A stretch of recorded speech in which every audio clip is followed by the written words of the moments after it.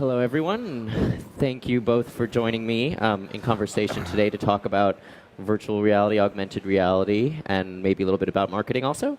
But maybe we could just start with an introduction of you guys and just sort of explain to the audience what you, Phil, and you, Ambarish, do in the VR, AR space, kind of what roles you guys play.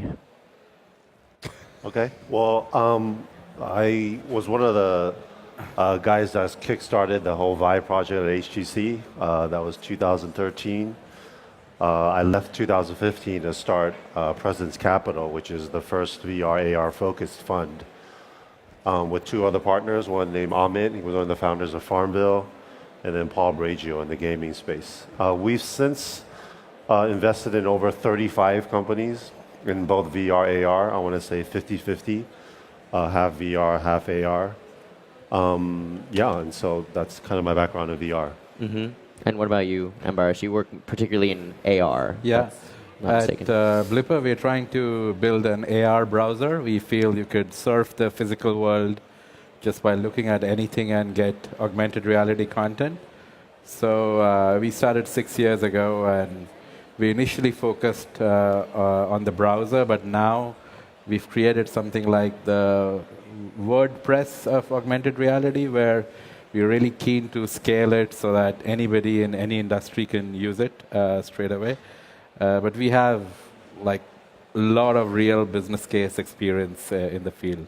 Mm-hmm. And there's been a lot of pretty hyped up development around this space, from all the headset makers that are getting into this to platforms like Pokemon Go. What do you guys think is really gonna catch on, and what do you think is sort of just the hype? Maybe Phil, we can start with you there. Well, I think, I'm a little bit of a contrarian here. I'm not a big believer in VR, in a lot of the consumer VR that I'm seeing. Especially gaming, I don't see it that much value add or much better than playing on a console or PC. And I'm just quoting from the CEO of Valve. I mean, Gabe, he even said himself that VR gaming hasn't been a game that he wants to go back over and over again. And I think that all points to a lot of, it could be technical difficulties that we haven't solved in VR yet. I don't, and I've said this many times, I'm not a big believer in 360 video. I do like volumetric and light field capture a lot. That is a space that I think is native to VR and AR. But the space that I'm most interested in VR, which I think is the biggest opportunity, and I think VR will be defined by this industry, is actually mental health. I think it's a $200 billion business. And in our fund, we may have done 3 or 4 deals in this space. I can get into more details. But I mean, we can definitely come back to that, but maybe we can just hear from Ambarish for a minute. What do you think about some of these more hyped up uses versus what's really going to kind of create a sustainable industry? So it's just not me saying it, the experts say it too, but AR has a very macro opportunity in general, how humans access information, because it's very driven by cameras, and if you make cameras synonymous to how we see the world, we feel that computer vision and augmented reality technologies could give people more accessibility to digital information, because you have to realize how the internet is defined today is very driven by literacy and language itself. So you cannot use the internet if you're not literate. But as a human, you can see, and the human evolution and the civilization is not here just alone due to because we got educated. There are lots of people in the world who don't know how to read and write but have access to phones, and they're what makes us humans. They're curious about everything we see in the world.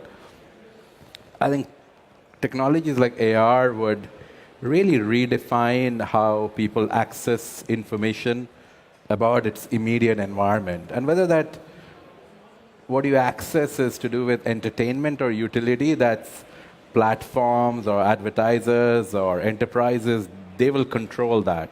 But generally, it is becoming a second nature to us to use cameras I mean, we sometimes forget the single biggest digital activity in the world is not the internet. It's actually digital photography. There are a lot of people who are not on the internet who are taking photos all the time. So augmented reality will generally play a very big role on future of information access by people. So I'm kind of hearing almost like a more educational kind of, learn more about the world around you, whether it's the room that you're in to kind of broader topics. And learn more about people, or on top of that, maybe run advertising campaigns. But it's like today, when you think of Google, I mean, most of you, it doesn't come to your mind that it's one of the biggest ad engines in the world, because you go there for information access, but of course you get served commercial content too. So commercial content is everywhere where there people are, and the same will happen with AR. Phil, I did want to go back to what you were talking about mental health, because that's a application of this technology that I hadn't really considered. And in our pre-panel discussion, we were talking about some examples of it's used to treat phobias, or it's used to treat pain.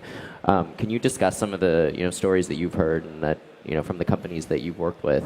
It's a very interesting thread. Yeah. And so there's one company we co-invested with a hospital in Los Angeles called Cedars-Sinai. And they treat pain. It's pain management. And there was this lady that they experimented on. And this lady that was going through labor, having a child. And with the headset and with the content, this lady did not have to use epidural, right? And so the implications for that is humongous, because now, and what VR is it's a spotlight, right? It's a spotlight that shines and gets your attention away from, in this particular case, pain, right? It refocuses your brain to focus on something else, helps you to get you in a state of relaxation or meditation, and in that, the implications around treating pain without drugs, right, is that itself a huge market, and that is really, really exciting, because that's treating real stuff, of course, with VR. Another example is, I've seen kids being treated with autism, right? And the interesting thing is these are therapists that are treating kids struggling with autism, and they're using it in session, right? It's during the 1 hour session that you sit with your therapist, you put on this headset, and because of eye tracking and behavioral tracking, now the therapist has all the data on how to interact, or what are situations in which helps autistic kids communicate. So it can kind of be seen as like a supplement for talk therapy or drugs therapy, and that kind of.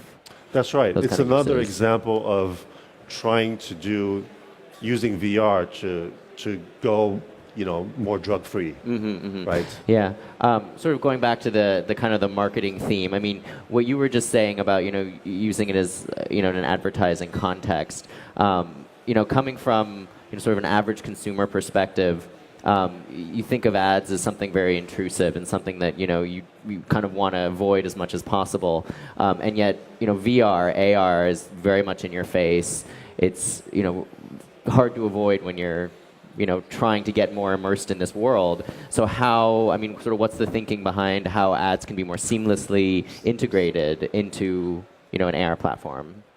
I mean, in my opinion, we've done a lot of work in ads. I mean, though I talk about the big picture, but advertising is one of the bigger reasons we are known for. And what we've learned, and I don't have a advertising background myself at all, but Procter & Gamble came up with this theory, I think 20 years ago, called the 2 moments of truth, which actually never gets used by most advertisers. Is people truly care about products, no matter how dull they are, like whether it's like a washing liquid, because the guys who's selling you washing liquid, they're thinking as if you're dreaming about it at work. No, we're not thinking about washing liquid at all.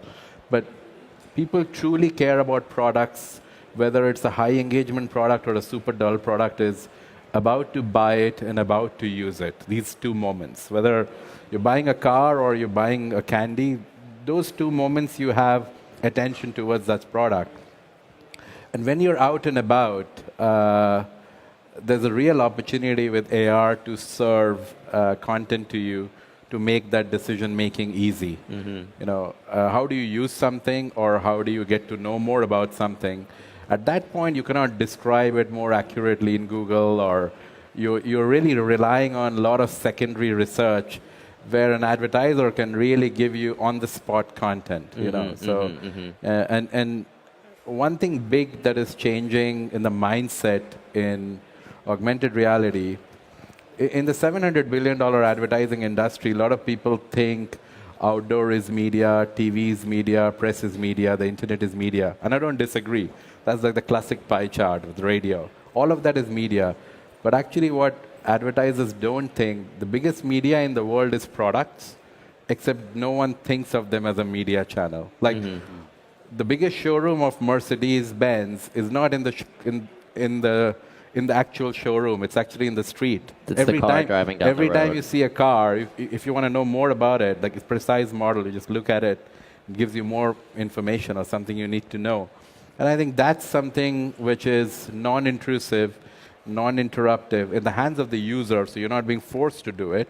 But if someone is interested or curious to know something about it, that opportunity today exists with AR. You could, say, scan your phone with an AR platform over the car, get more information about it. And that's almost like the best ad for Mercedes-Benz that there is. And that's exactly what you do in search engines today with words, but you can't describe everything with words. Phil, do you feel that in the companies that you've worked with that there is this kind of understanding of how to incorporate advertising and sort of marketing messages into VR, or is that still a little too maybe advanced for where the market is right now? I think it's a little too early given the lack of distribution. I think what people are used to in mobile is putting ad networks, and VR is just not ready for that, right? I think it's really easy to imagine in a 360 when you move from the frame to a 360 sort of view, to be able to integrate ads or product placement quite easily in these scenes. That's something that people are trying and thinking about, but because with computer vision technology, for example, you could be in this 360 scene, and that computer vision technology can automatically locate, this is a space where you can throw ads on, and you can throw any type of ads on there. And so, in that sense, there's technologies being built. But in terms of real distribution, it's still very limited. I mean, it could have the negative potential to sort of look as awkward as product placement in traditional non-VR media like music videos and whatnot too. So it obviously would have to be sort of carefully thought out. And sort of Ambarish, we had discussed before that regardless of the kinds of reality you're looking at, whether it's virtual, augmented, the important part is the reality part. So I don't know, maybe you could, you had a couple thoughts about that, regardless of what the message or the goal is. It's a personal philosophy where I feel whether it's augmented or virtual reality, the most important keyword is reality. Till computers don't understand reality really well, so in aspects of augmented, till computer vision reaches a point where whatever it sees it almost as good as the human eyes, the opportunity to scale would be difficult because the use cases would be very limited. So computer vision as an industry is very closely knitted to augmented reality, and hence do not see those two things as very separate. The computer vision could be used for many things, but for AR, it's super critical. So till computers don't understand reality really well, augmented reality to becoming everyday part of our life is going to be difficult. And from VR perspective also, I believe the word reality plays a big role, because till devices and experiences visually do not look very compelling as real, you wouldn't like to spend more and more time on it. So that's more like a display and a hardware aspect of VR, where it needs to reach levels of maturity where whatever you're seeing you're almost believing, your brain almost gets fooled that that is real. So in both cases, my view is the keyword is reality, whether it's virtualizing it or augmenting it. Yeah, just kind of throwing, the conversation forward a bit. I mean, where do you guys sort of see the technology going? I mean, we discussed earlier about the concept of like the Star Trek holodeck, right? If this is something that's possible in our lifetimes. Well, I'm interested in, real productivity gains, right? I think in the AR space, what I find interesting right now in the enterprise space, think about workers that need to work hands-free, a doctor or a mechanic that needs to fix an engine or a pipe, right? And there's no way in which you could still be using a phone while operating on a person or a mechanical device. And in those spaces, AR is extremely useful, right? Because say you need to walk up and fix this pipe, right? And the digital information is augmented onto that particular context, and it makes sense. Like there's a step one, there's a step two, and hence it's very productive, right? And same for doctors to understand what's going on and to understand context. So it's not necessarily about recreating the entire world, down to the very last molecule, as much as recreating that one specific application as faithfully as possible to achieve the desired result. That's kind of what you're saying. Yeah, no, I believe in augmenting reality, right? I believe that we should be, we are physical social beings. We should go out more but whatever technology we build, it is to augment our intelligence. And Ambarish, what do you think about sort of, in terms of where the technology is going?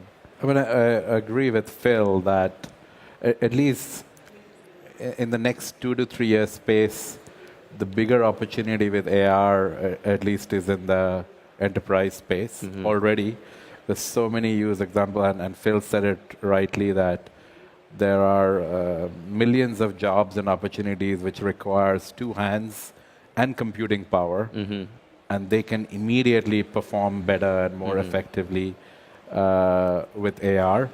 But moving forward, I'm predicting that in next 1 year alone, we will see use cases in AR, which is almost like science fiction coming to reality, where the technologies, as we speak, is moving so fast. And next 3 to 4 years, mobile is still going to be the dominant device. And we will see a lot of cool stuff happening in tourism, in education, in training. I'm talking about enterprise training and development is a big area of investment. Well, I think we have to cut off there, unfortunately, but I'm sure there's a lot more we can discuss in this space. But anyway, thank you all for coming in. Thank you, Phil and Ambarish. Thank you.